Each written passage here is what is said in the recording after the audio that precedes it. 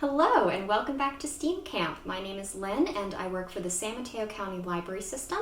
You may recognize my face from the Belmont branch or maybe from some of the art programming that I've been streaming online. But today we are going to be doing something a little different because I have a few different art projects lined up that we are going to be creating together. So all of the crafts I will be leading are going to be in response to this book here. You Are an Artist by Sarah Urist Green, which is available for checkout now through our ebook app Overdrive. So if you're interested in learning more, be sure to check it out. And additionally, this book is actually an adaptation of the PBS series The Art Assignment, which you can find the entirety of right here on YouTube. So I will be sure to include links to both their channel and the specific video we are making a response to down in the description. So today's project is going to be in response to the art assignment, Whitescapes. So first assigned to the art assignment by the artist Odile Donald Odita, what you want to do is you want to go around your house and gather a selection of items that you would consider to be white. You can gather as many or as few as you want, just so that you have enough that you can compare and contrast against each other. So obviously, as you can see, I've gotten a bit of a head start. I've already gone ahead and gathered a few different objects here, and it may be difficult to tell, but you may actually be able to see that there are actually quite a few variations of white that we have here. For something that we usually think of as just being one color, there's actually quite a few different shades. And when you start placing them next to each other, some of them may not even look like they're entirely white anymore.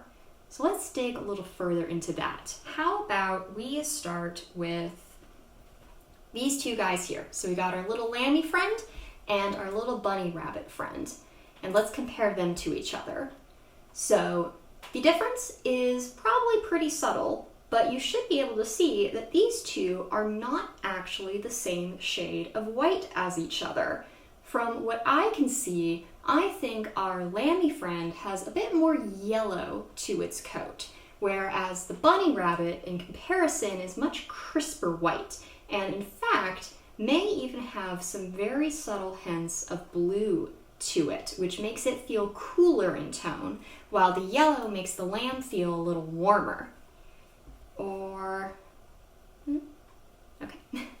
let's look at a couple other objects. Let's look at these two sketchbooks here. So these are just two regular sketchbooks that I own. They're both just blank white paper, but when you put them next to each other, you should be able to see that actually they're not the same shade of white.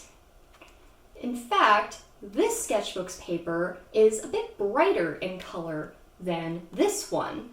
In fact, this one almost starts to look a little gray when it's put next to it.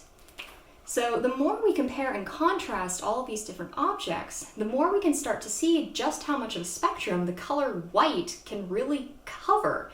There are whites that are a little more blue in tone, or yellow, or even something that might be rosier, and there's certain whites that may feel warmer or cooler than other whites. In fact, I bet if we looked at these same objects under different lighting, whether it's a different time of day, or if you happen to have different colored lights at home, they would start to look like different colors all over again. And we can even start to give all these different colors names if we want to keep track of the different variations of shades. So for instance, it's very subtle, but we can officially say that little baby polar bear white is a different shade than bunny rabbit white. But that does make me wonder, if the same color can look so different just by changing its surroundings, can it even be considered the same color as it was before? How is it we can collect all of these different objects that we would consider to be white, only to put them next to each other and realize that some of them aren't entirely white at all? So let's take this experiment a step further. What if we compared different shades of one single color instead? And transition! I decided to save you all some time and just hop right into my next setup. A little bit of movie magic for you there. So what we have are a few different items, mostly clothing, that are all different shades of what I would consider to be turquoise. And looking at them in isolation, we can pretty clearly see that they're all a nice blend of blue and green. But something interesting starts to happen when we compare them not only to each other, but to the colors that make them up. So let's dig into that a little further. Let's start with these two here. So they are both nice shades of turquoise, but when you compare them directly next to each other, you may start to notice that this one looks like it has more blue in it, whereas this one has more green, to the point where in certain lighting, this one just may look regular old green. But if we instead still take this guy and compare it to something that is a nice light shade of green and set those next to each other, suddenly we start to see the blue in this shade of turquoise again. Or let's look at all three of these in a row here. So in comparison to these two shades of turquoise, this guy here honestly almost just looks blue. It's kind of hard to see the turquoise in it until you take something that is a nice light shade of blue, compare them next to each other, and odds are you're going to start to see this as turquoise again. So what really is happening here? How is it that just by changing what we see these colors next to, it completely changes how we're even reading them as colors? Well, it turns out that colors don't exist in isolation, but rather in relation to each other. So let's transition one more time to look at that a little further. When we change the context a color exists in, we also change how we even see that color to begin with. So for example, every single inner square on this page was drawn using the exact same pen, this one here. But depending on the color used to outline it, that red color pops in a different way, or in some cases doesn't even look like red at all anymore. So when you surround it via a dark black outline, it makes the red pretty vibrant, whereas the orange comparatively kind of dulls it out. And meanwhile, when you combine it here with the blue, they both end up really standing out. But what's especially cool is when you can completely change the reading of a color simply based on what other color you put it next to. So if we look at these two squares here, the same red that we have been using looks virtually brown when you put it next to such a vibrant pink.